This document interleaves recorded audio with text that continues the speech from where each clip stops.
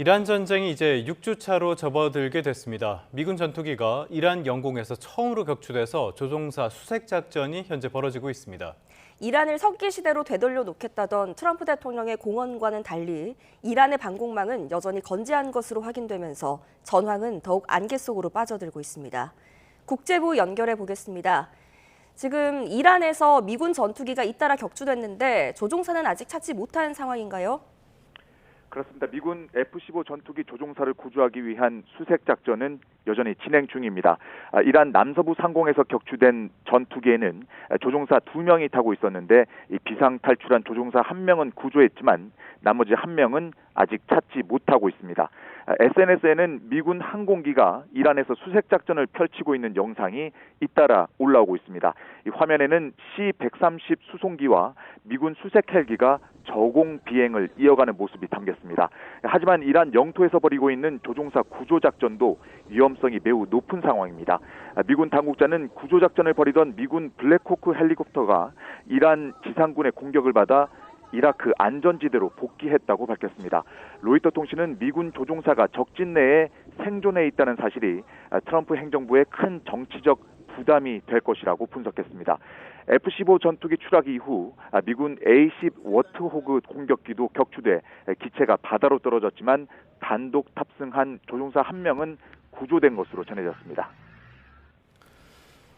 네, 또 관심을 받고 있는 게 이 미군 전투기가 추락한 지점 그리고 시점인데요. 왜 여기에 관심이 쏠리는 겁니까?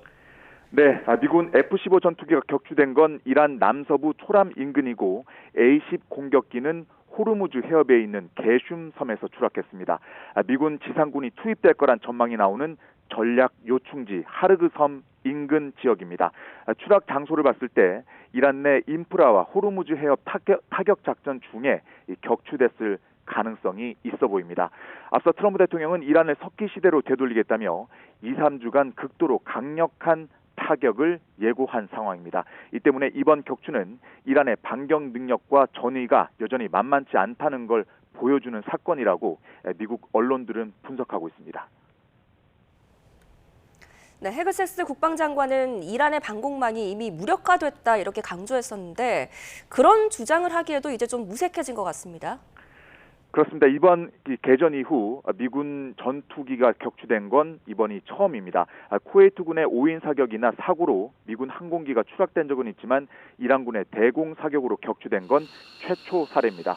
미군은 대규모 공습으로 이란의 해군 공군과 방공망을 대부분 파괴했다고 밝혔지만 이번 일로 체면을 구기게 됐습니다. 갈리바프 이란 의회 의장은 자신의 SNS에 정권 교체를 하겠다던 전쟁이 우리 조종사 좀 찾아주세요 수준으로 전락했다고 조롱했습니다. 다만 격추한 전투기가 F-35라는 이란 주장과 달리 잔해 사진을 볼 때 추락한 전투기는 F-15인 것으로 파악되고 있습니다. F-35는 레이더에 잡히지 않는 스텔스 기능이 있는 5세대 첨단 전투기여서 아직 공식적으로 격추된 사례는 한 건도 보고되지 않았습니다. 지난달에도 이란군은 F-35를 격추했다고 주장했지만 미군은 사실 여부를 확인하지 않았습니다. 네, 트럼프의 반응도 볼까요? 이렇게 미군의 전투기가 추락했지만은 트럼프는 협상에 아무런 지장도 없을 것이다 라고 이야기를 했는데 지금 평화회담 이 분위기는 어떻게 보입니까?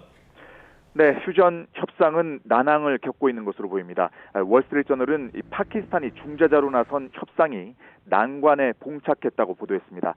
이란이 미국 측 인사들을 만날 의향이 없고 미국 요구를 수용할 수 없다는 입장을 전해왔다는 겁니다.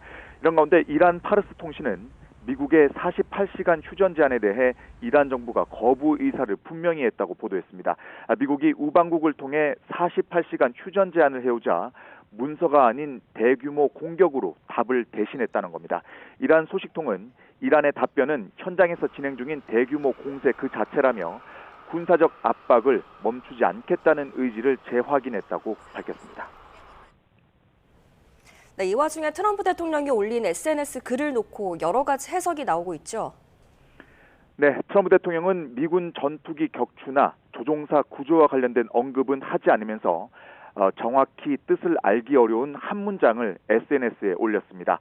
누구 석유 가질 사람이라는 글인데 이를 두고 에너지 인프라 타격을 예고한 것이란 해석과 에너지 위기를 겪고 있는 동맹국에 조롱 섞인 제안을 한 것이라는 분석 등이 나오고 있습니다.